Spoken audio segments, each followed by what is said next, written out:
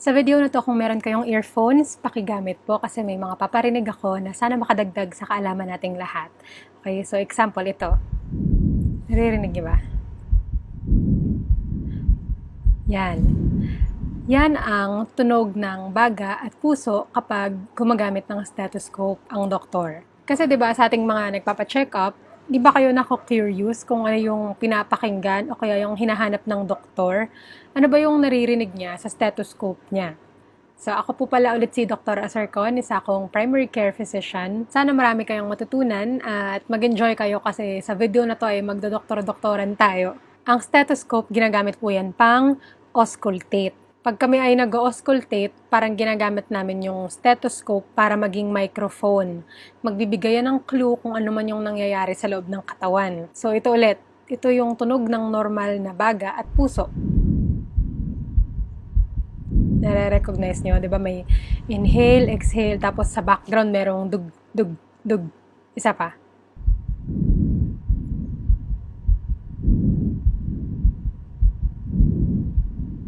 Yan.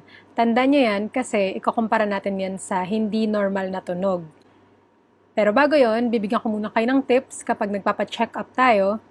Una, pagsuot na po kayo ng maluwag na damit. Kasi pinakamaganda kapag sa ilalim ng damit nilalagay yung stethoscope para hindi na nakasagabal yung tela. Tapos, gawin niyo po yung tamang posisyon. Parang yayakapin niyo po yung sarili niyo, katulad nitong sa picture, para mas lumawak yung field, yung space kung saan pwede kaming maglagay-lagay ng stethoscope. Tapos, pag po pina-inhale at exhale, tuloy-tuloy lang pero mabagal tsaka malalim. Try nyo po na tahimik lang tsaka kontrolado yung paghinga.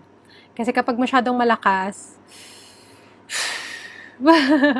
parang masyado na pong maririnig na po namin yung bibig nyo, hindi na yung stethoscope. Tapos, sundan nyo lang din po kung ano pa yung ibang pinapagawa. Kunyari, minsan, papakinggan namin, tapos sasabihin, ubo nga po kayo, or parang tinatanggal nyo ba yung plema? Pag kasi nag-iba yung tunog, pagkatanggal nyo ng plema, ibig sabihin, nasa taas lang yung plema. O minsan naman po, gusto namin, inhale, tapos mag-pause muna, tapos exhale ng malakas. So, doon may pinapakinggan din po kami doon. Tapos, pag po kasi nag-auscultate, hindi lang yung baga yung pinapakinggan, yung puso din po, yung tibok ng puso. So, pag napansin nyo, pag nasa harap na, dito sa bandang kaliwa, most likely puso na po yung pinapakinggan. So, kahit wag na po kayo huminga ng malalim. Kahit relax na lang, or kung kaya nyo, hold your breath. Ito ay diagram lang naman kung ano yung mga pwesto na nilalagay namin yung stethoscope. So, kapag kulay blue, yun po yung pag pinapakinggan yung puso. Kapag kulay green, most likely daluyan ng hangin ang pinapakinggan pag nasa harap o kaya yung baga mismo kapag nasa likod. Ito po yung likod. So, kaya po ganyan, kaliwa, kanan, baba, kanan, kaliwa, kaliwa, kanan. Parang may pattern, parang hagdan. Kasi para malaman namin kung may mali ba dito sa kaliwa kumpara kung nga sa kanan. Parang pareho lang. Okay, next. Parang pareho lang. Ganun po yung iniisip namin. So, ngayon, ito ulit yung tunog ng normal na baga, ha? Paparinig ko na sa inyo pagkatapos nito yung abnormal.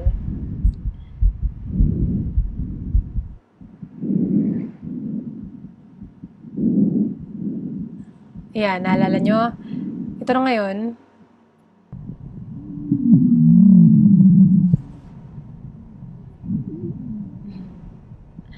Yan. Alam ko po parang tunog balyena.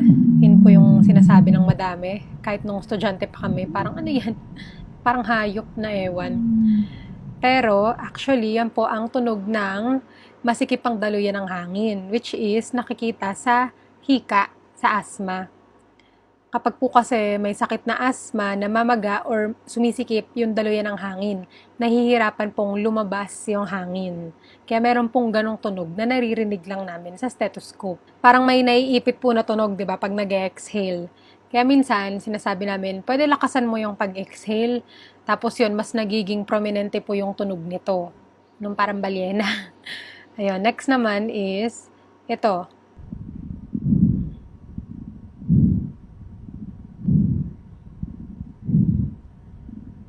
Ayun. So, hindi siya ganun kaklaro, no? Pero kapag kinumpara mo sa normal, ito ulit yung normal.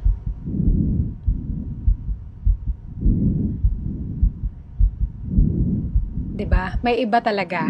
May iba. Yon, syempre hindi naman po ninyo matututunan to ng ngayon lang, sa internet lang.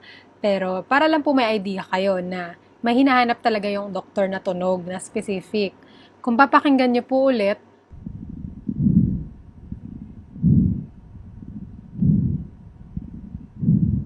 dito para pong may nagkikiskisang buhok kapag pumapasok yung hangin. Parang pag nag-i-inhale, merong parang ganon. 'Di ba kanina sa hika, mahirap lumabas yung hangin. Ngayon, sa sakit na to, mahirap pumasok yung hangin. So, kapag narinig yan, maaring may infection sa baga, may pamamaga, or merong buo-buo, may konsolidasyon, hindi natin alam. Pwede ring may sobrang tubig pag nagmamanas ang pasyente, napupunta sa baga ang tubig. Yan po yung naririnig. Ang pinaka-common dito is sa pulmonya or yung pneumonia po sa English. Ganyan ang nangyayari. Pag po may pneumonia, napupuno ng fluids, yung pong tinatawag nating alveoli. Doon po kasi usually nangyayari yung gas exchange. Doon yung nare-refillan yung dugo natin ng oxygen, tapos binibigay niya yung extra niyang carbon dioxide. Nahihirapan pong gawin yan kapag may pneumonia kasi nga po, imbis na bakante lang yung alveoli, ay napupuno po ng tubig. Kaya yung oxygen na hininga natin paloob, hindi siya napupunta sa dugo. Yun po ang sakit na pneumonia at may ganyan siyang karakteristik na tunog. Ito naman, isa pa.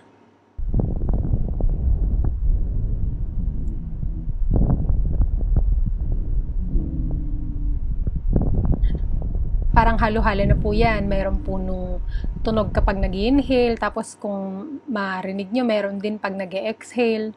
Ibang-iba siya sa tunog ng normal na baga.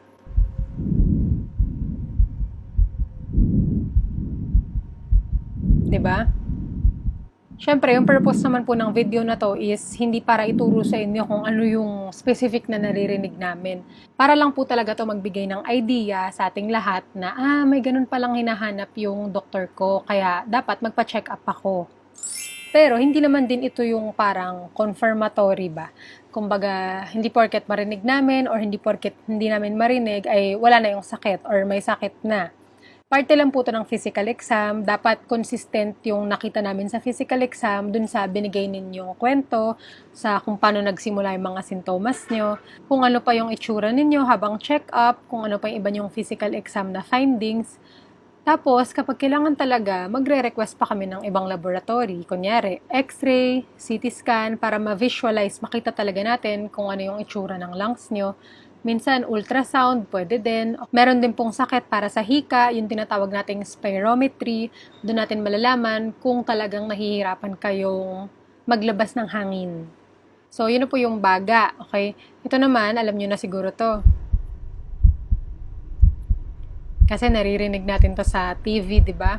Ito yung tibok ng normal na puso. Minsan, kapag po may defect sa puso, ganito ang tunog.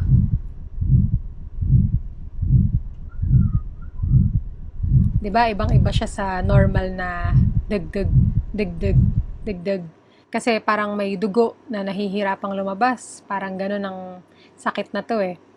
Ito naman,